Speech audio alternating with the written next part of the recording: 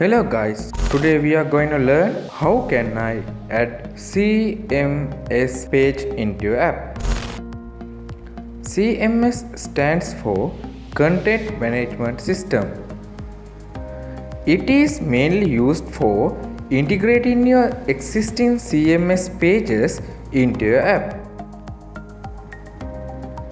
Now add CMS page into your app. We have already provided several CMS integration methods. Select CMS portal as per your needs. If you want, you can rename the CMS page. You need to provide your CMS portal public URL here. If your CMS portal is not listed here, you can choose Custom CMS and paste your CMS public URL here.